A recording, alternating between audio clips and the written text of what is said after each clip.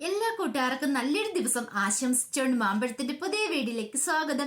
നമുക്ക് നേരെ ഉണ്ണിമോടെ അയ്യപ്പസ്വാമിയുടെ ഇന്നത്തെ നല്ലൊരു വിശേഷം കേട്ടാലോ. അങ്ങനെ ഇന്നത്തെ വിശേഷത്തില് ആകപ്പാടെ എന്തു ചെയ്യണമെന്നറിയില്ലാതെ തകർന്ന മനസ്സുമായിട്ട് കുറുപ്പേട്ടൻ സാവിത്രി നിൽക്കുകയാണ്. ഈ സമയത്ത് വിഷ്ണു വന്നിട്ട് പറഞ്ഞു, ഇനി എന്താണ് ഞാൻ ഇവിടെ നിൽക്കാൻ പോകുന്നില്ല. എന്തിനാ ഞാൻ ഇവിടെ നിൽക്കുന്നത്? അല്ലെങ്കിലും ഇതുപോലെയുള്ള ചതിയന്മാരുടെ നാട്ടിൽ ഞാൻ നിൽക്കുന്നില്ല. ഞാൻ അമേരിക്കയ്ക്ക് തന്നെ തിരിച്ചു പോകാൻ പോവാന്ന് പറയണം. ഇത് കേട്ടത് സാവിത്രി ചോദിച്ചു, നീ എന്ത് വർത്താനം വിഷ്ണു പറയണെന്ന് ചോദിക്കാം. പിന്നെ ഞാൻ എന്തിനാ അമ്മ നിക്കണേന്ന് ചോദിക്കാം. പെട്ടെന്ന് കുറുപ്പേട്ടൻ പറഞ്ഞു, അതെ ഒരു സന്തോഷത്തോടുകൂടി ഇങ്ങോട്ട് വന്നേ, ഗുരുവായൂർ തൊഴണം, ചോറ്റാനിക്കുരി ഒന്ന് പോകണം, അങ്ങനെയൊക്കെ വിചാരിച്ചുകൊണ്ട് വന്നതാ. എല്ലാം ഒരു നിമിഷം കൊണ്ട് നീ തകിടം മറിച്ചില്ലെന്ന് ചോദിക്കണം. ഇത് കേട്ടതും വിഷ്ണു പറഞ്ഞു, ഞാനൊരു തെറ്റും ചെയ്തിട്ടില്ലെന്നല്ലേ പറഞ്ഞേ.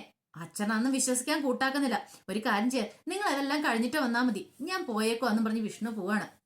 പിന്നീട് കാണിക്കുന്ന 2 മാസത്തിന് ശേഷമുള്ള കാര്യങ്ങളാ. കുറുപ്പേട്ടനും സാവിത്രിയും കൂടെ കാറിൽ യാത്ര ചെയ്യുവാണ്. ഈ സമയം സാവിത്രി പറഞ്ഞു, എത്ര പെട്ടെന്ന് 2 മാസം കടന്നു പോയതല്ലേ. കല്യാണവും കഴിഞ്ഞ് ക്ഷേത്രങ്ങളിലെല്ലാം നമ്മൾ ചുറ്റിക്കറങ്ങി. ഇനിയിപ്പം സുജയുടെ മോടെ നൂലുകെട്ടി ചടങ്ങും കൂടെ ഉണ്ട്. അതോടെ കഴിഞ്ഞിട്ട് നമുക്ക് തിരികെ പോകാന്ന് പറയാം. കുറുപ്പേട്ടൻ ശരിയാ, ഈ മാസം 19 നമുക്ക് തിരികെ പോയേക്കാന്ന് പറയണം. അവനവിടെയല്ലേ വിഷ്ണു. ഇനിയിപ്പം നമ്മൾക്കിനി അധിക ദിവസം അവിടെ നിൽക്കാൻ പറ്റില്ലോ എന്ന് പറയാം എന്നൊക്കെ പറഞ്ഞവര് അങ്ങനെ യാത്ര ചെയ്യുന്ന സമയത്താണ് പെട്ടെന്ന് വണ്ടിയുടെ മുന്നിലേക്ക് മണി വന്നു നിന്നേ. അപർണയുടെ ഏട്ടനാണ് മണി.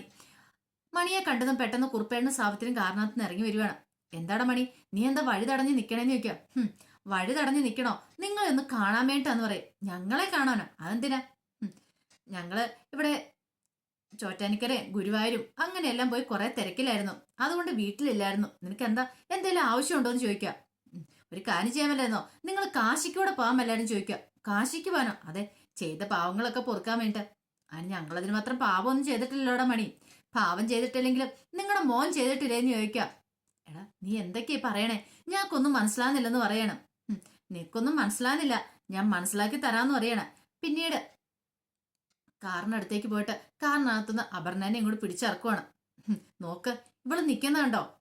ഇവള് കൈ മുറിച്ച് ആത്മഹത്യക്ക് ശ്രമിച്ചു, ഞരമ്പ് മുറിച്ച്. ഇപ്പൊ ഹോസ്പിറ്റലിൽ നിന്ന് വരുന്ന വഴിയാ. ഇത് കാരണം എന്താണെന്നറിയാവോ? അമ്മയില്ലാത്തൊരു കുഞ്ഞിനെ അല്ല അച്ഛനില്ലാത്തൊരു കുഞ്ഞിനെ പ്രസവിക്കേണ്ടി വരുമല്ലോ എന്നുള്ള ഒരു ചിന്ത മൂലം അവൾ ആത്മഹത്യക്ക് ശ്രമിച്ചേ. അവൾ പ്രഗ്നന്റ് ആന്ന് പറയണം. ഇത് കേട്ടതും കുറുപ്പേട്ടനും സാവിത്രിയും പരസ്പരം നോക്കുക. അവരിങ്ങനെ ഒരു കാര്യം സ്വപ്നത്തിൽ പോലും പ്രതീക്ഷിച്ചല്ലായിരുന്നു. നീ എന്തൊക്കെയാടാ മണി പറയണെന്നൊക്കെയാ. സത്യവാ, എന്റെ പെങ്ങള് അപർണ പ്രഗ്നന്റ് ആണ്. അവൾക്ക് ആ ഒരു സങ്കടം സഹിക്കാൻ വയ്യാതെയാണ് അവൾ ആത്മഹത്യ ശ്രമിച്ചത്. എന്താണെന്നറിയാവോ? ഞാനും അമ്മയൊക്കെ ആകെന്നെ പറഞ്ഞവളോട്, ഈ കുഞ്ഞു വേണ്ട, അച്ഛനില്ലാത്തൊരു കുഞ്ഞിനെ പ്രസവിക്കാന്ന് പറഞ്ഞ കല്യാണം പോലും കഴിച്ചിട്ടില്ല. കല്യാണം കഴിക്കാത്തൊരു പെൺകുട്ടി ഗർഭിണിയാന്ന് പറഞ്ഞ അമേരിക്ക കുഴപ്പമില്ല, പക്ഷെ നമ്മുടെ കേരളത്തിൽ അങ്ങനെയല്ല. അതിൽ പല പ്രശ്നങ്ങളും ഉണ്ട്. നാളെ തല ഉയർത്തി അവൾക്ക് സമൂഹത്തിൽ നടക്കാൻ പറ്റില്ല.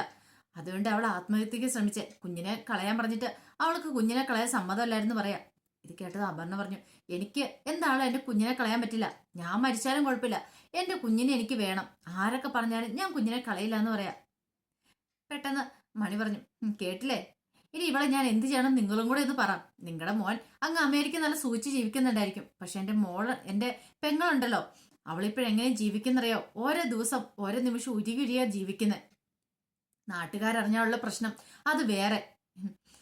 ഇത് കേട്ടതും കുറുപ്പേട്ടൻ സാവിത്രിയെ നോക്കിയിട്ട് പെട്ടെന്ന് കുറുപ്പേട്ടൻ കാറിനകത്തേക്ക് ചെന്ന് കയറുവാണ്. അതിനകത്തുനിന്ന് ബാഗ് തുറന്ന് ഒരു ചെക്ക് ലീഫ് അങ്ങ് എടുത്തു.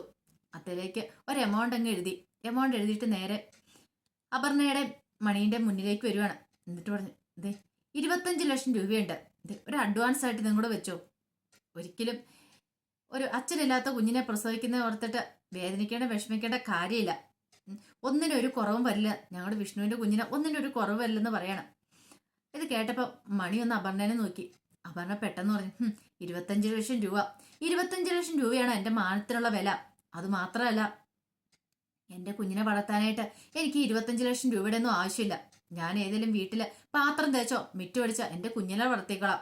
എനിക്ക് എന്റെ കുഞ്ഞിനൊരു അച്ഛനെയാ വേണ്ടത്, അല്ലാതെ ഈ പണമല്ലെന്ന് പറയണം. ഇത് കേട്ട പെട്ടെന്ന് കുറുപ്പേട്ടൻ പറഞ്ഞതേ, പണത്തിന്റെ കാര്യത്തിൽ കുഴപ്പമില്ല, ഇതിപ്പോ ഒരു അഡ്വാൻസ് തുകയല്ലേ, ഞങ്ങളുടെ കുഞ്ഞിനും വേണ്ടതല്ലേ ഞങ്ങൾ തന്നോളാം. നീ ആ കാര്യത്തിൽ പേടിക്കണ്ട. ഇപ്പൊ നീ ഇത് പിടിക്കുമോളെ, ഞങ്ങൾക്ക് വേറെ നിവൃത്തിയില്ല. ഞങ്ങൾ അവനെ പോയി എന്ന് പറഞ്ഞ് സമാധാനിപ്പിച്ച് എന്താന്ന് വെച്ചാൽ നമുക്ക് ചെയ്യാം. ഒരു കാര്യം ചെയ്യാം, ഈ പണം പിടിക്കാൻ പറയണം. പിന്നീട് മണിയുടെ കയ്യിലേക്ക് ബലമായിട്ട് ആ പണവും കൂടെ കൊടുക്കുകയാണ്. എന്നിട്ട് കുറുപ്പേട്ടനും സാവിത്രിയും കൂടെ പോവാണ്. ഈ സമയം അപർണനെ ഒന്ന് നോക്കി മണി. അവരങ്ങോട്ട് പോയ ഉടനെ എന്ത് ചെയ്യാണ്? അപർണ ഒന്നും മിണ്ടാതെ കാറിലേക്ക് അങ്ങോട്ട് കയറുവാണ്. അപ്പൊ ഇത്രയും പറഞ്ഞ് നിർത്തി കുറുപ്പേട്ടൻ പറഞ്ഞു, അതെ, ഇത്രയൊക്കെ അന്ന് സംഭവിച്ചേ, ഇത്രയും മാത്രം കാര്യങ്ങൾ എനിക്ക് അറിയുള്ളൂ എന്ന് പറയണം. കാരണം ബാലികാദേവിയുടെ മുന്നിൽ വെച്ച് എല്ലാ സത്യങ്ങളും തുറന്നു പറഞ്ഞുകൊണ്ടിരിക്കുക. ഈ സമയം വാവ പറഞ്ഞു, അല്ല ഇതിന്റെ ബാക്കി വിശേഷങ്ങള് എങ്ങനെ പറയണേന്ന് ചോദിക്കുക. ഇത് കേട്ടത് ഒന്നും മിണ്ടാതെ മണി നിൽക്കുകയാണ്. പെട്ടെന്ന് ബാലികാദേവി പറഞ്ഞു, ഇതിന്റെ ബാക്കി വിശേഷങ്ങൾ എവിടെ എന്താ സംഭവിച്ചെന്നുള്ള മണിക്കറിയാം, അത് മണി പറയട്ടെ എന്ന് പറയണം. വിഷ്ണു പറഞ്ഞു, ഞാൻ ഒത്തിരി ഞാനൊരു തെറ്റും ചെയ്തിട്ടില്ലാന്ന്. പക്ഷെ എന്നെ വിശ്വസിക്കാനായിട്ട് ആരും കൂട്ടാക്കില്ല. അവസാനം കണ്ടില്ലേ? ഇത് കേട്ടത് പറഞ്ഞു കുറുപ്പേട്ടൻ പറഞ്ഞു, എല്ലാം നീ ഒറ്റയൊരുത്തം കാരണമല്ലേ, നീ കാരണമല്ലേ പ്രശ്നങ്ങൾ ഉണ്ടായെന്ന് ചോദിക്കുക.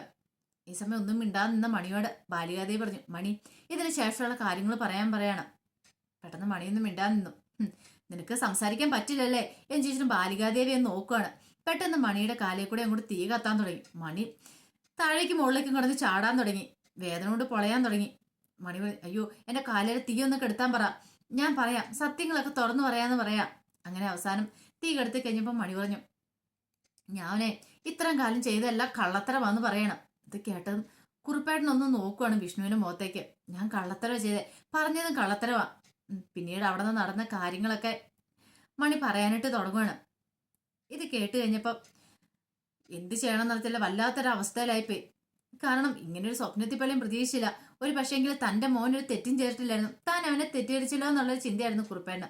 പിന്നീട് മണി പറഞ്ഞു, ആ പണം തന്നിട്ട് പോയതിന് ശേഷം അപർണ പെടുന്ന കയ്യിലെ കെട്ടൊക്കെ അഴിക്കുകയാണ്. ചുമ്മാ കെട്ടിവെച്ചൊരു കെട്ടായിരുന്നു.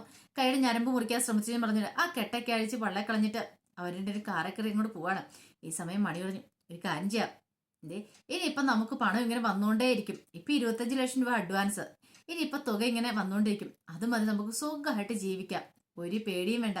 അങ്ങനെ അവർ സന്തോഷത്തോടെ അങ്ങോട്ട് പോവാണ്. അപ്പൊ ആ കാര്യമൊക്കെ മണി പറഞ്ഞു നിർത്തി. പിന്നീട് ചോദിച്ചു, അല്ല ബാക്കി കാര്യങ്ങൾ എന്താ പറയാത്തെന്ന് ചോദിക്കാം. പക്ഷെ മണിയൊന്നും മിണ്ടിയില്ല. മണി മിണ്ടാതെ നിൽക്കുകയാണ്. കുറുപ്പേണ്ണ അങ്ങോട്ട് സങ്കടം സഹിക്കാൻ പറ്റില്ല.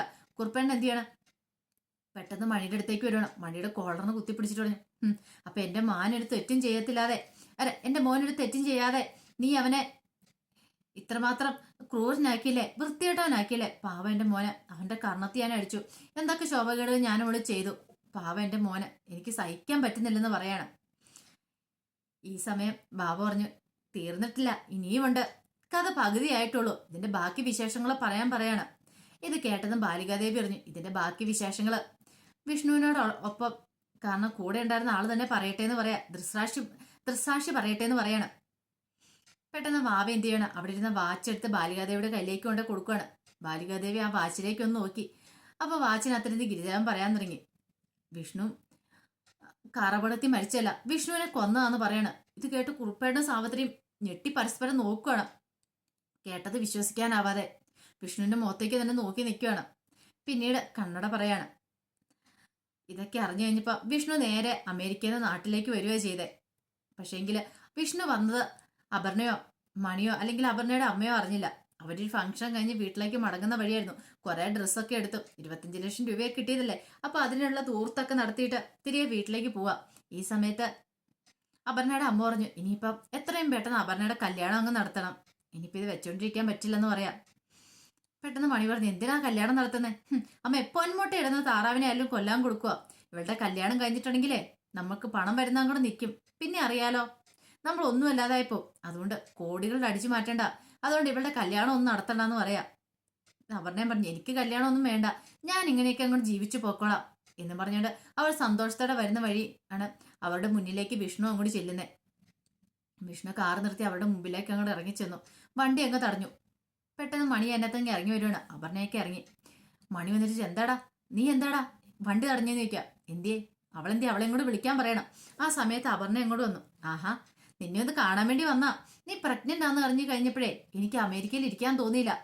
പോരാത്തിന് നീ സൂയിസൈഡ് അറ്റംപ്റ്റും ചെയ്തല്ലേ, അപ്പൊ എനിക്ക് നിന്നെ ഒന്ന് കാണണം തോന്നി, എനിക്ക് നിന്നെ വിവാഹം കഴിക്കണം തോന്നി, അതുകൊണ്ട് ഞാൻ വന്നാ. വാ, നമുക്ക് പോയി വിവാഹം കഴിക്കാം, ഇപ്പൊ തന്നെ പോയേക്കാം, എനിക്ക് നിന്നെ ശരിക്കും അതിന് ശേഷം ഒന്ന് കാണാനുണ്ടെന്ന് പറയാം.